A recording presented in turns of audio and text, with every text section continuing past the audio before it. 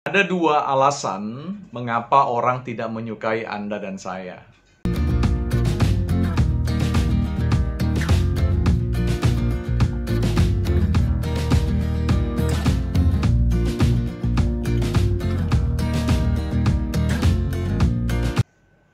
Selamat datang teman-teman di channel Enmoti3, channel yang membahas seputar masalah motivasi dan inspirasi.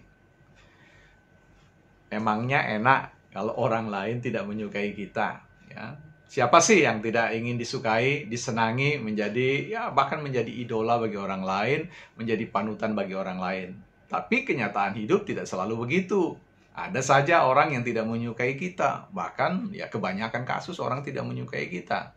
Ya, tetapi teman-teman, kita terus harus berusaha bagaimana menjadi pribadi yang dapat hadir dalam kehidupan orang lain dan memberikan nilai tambah dalam hidupnya. Kita akan bahas terkait dengan dua alasan mengapa orang tidak menyukai kita. Ya. Yang pertama adalah Anda dan saya melakukan apa yang tidak disukainya. Dan yang kedua adalah Anda tidak melakukan apa yang disukainya. Ya. Tadi yang kalau pertama, sekali lagi saya ulangi, yang pertama Anda melakukan apa yang tidak dia sukai. Ya. Jadi melakukan yang tidak dia sukai. Yang kedua adalah Anda tidak melakukan yang dia sukai. Ya. Jadi harapannya sebenarnya Anda lakukan, tetapi tidak. Ya. Yang dia harap Anda tidak lakukan, kita lakukan. Yang pertama tadi.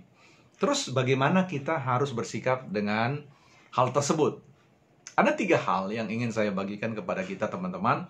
Yang pertama, sejauh teman-teman memiliki atau setuju dengan nilai moral atau nilai etik yang ada di masyarakat, maka fine-fine saja, ya.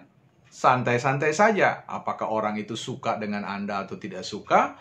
It's not your business, ya. Itu urusan mereka, ya. Jadi, Anda sudah berusaha sebaik-baiknya untuk hidup berdasarkan nilai-nilai yang memang diakui oleh masyarakat, demikianlah baiknya, ya. Jadi bukan bicara tentang selera orang terkait dengan perilaku hidup kita.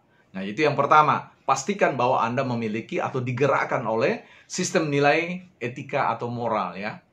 Yang kedua, ini prinsip sederhana sebenarnya teman-teman, adalah lakukanlah apa yang Anda suka kalau orang lain lakukan kepada Anda, ya. Dan jangan lakukan apa yang Anda tidak suka orang lain lakukan pada Anda. Jadi itu kembali kepada diri sendiri, ya. Jadi sedapat-dapatnya usahakanlah, ya. Lakukanlah sesuatu yang Anda pandang kalau orang lain punya kesempatan untuk memberikan sesuatu, melakukan kepada Anda menyukainya. Saya kira sangat mungkin, ya. Bahkan kemungkinan jauh lebih besar bahwa orang akan menyukai Anda. Dan yang ketiga, ini penting sekali ya teman-teman, jangan hambur-hamburkan hidup Anda, waktu Anda yang berharga itu terus-menerus gelisah atau cemas dengan kira-kira apa yang dia pikirkan terkait diri kita, ya. Nah, ini kalau Anda terus-menerus memikirkan apa yang dia pikirkan, yang kemungkinan dia pikirkan terkait dengan diri kita, banyak hal yang kemudian terlantar, ya. Banyak hal yang sebenarnya harus kita pikirkan, tidak kita pikirkan. Yang paling utama, yang paling baik, yang paling strategis, yang paling memberikan pengembalian tertinggi, kita abaikan, kita tidak pikirkan. Kita asik saja bertanya-tanya, jangan-jangan dia begini, ya, jangan-jangan dia pikir saya begini, jangan-jangan, nggak enak deh, wah, dan sebagainya, ya. Maka Anda akan menjadi atau tampil menjadi pribadi yang serba nggak enakan, atau Mr. Good Man, ya. Good woman, ya. Pingin sekali citra, ya. Kita berpikir orang lain akan selalu berpikir baik tentang diri kita. Teman-teman, ya. Satu sisi saya mau mengatakan bahwa mereka itu sudah terlalu banyak masalahnya. Jadi kemungkinan dia memikirkan Anda dan saya itu kecil, ya. Jadi tidak perlu cemas. Dia terlalu banyak juga masalah. Jadi dia pikir dengan masalah dia, ya kita juga pikir dengan masalah kita. Jadi sama-sama tidak perlu harus mencemaskan. Sejauh kita melakukan hal-hal tadi yang saya sebutkan tadi, yang pertama adalah berjalan pada nilai-nilai yang disepakati oleh masyarakat umum. Kedua, kemudian tidak berperilaku atau tidak melakukan sesuatu yang Anda pun tidak suka kalau itu dikenakan kepada Anda. semuanya akan baik-baik saja. Nah, kemudian Anda bertanya, tapi bagaimana kalau dia tidak suka dengan kita? Itu urusannya.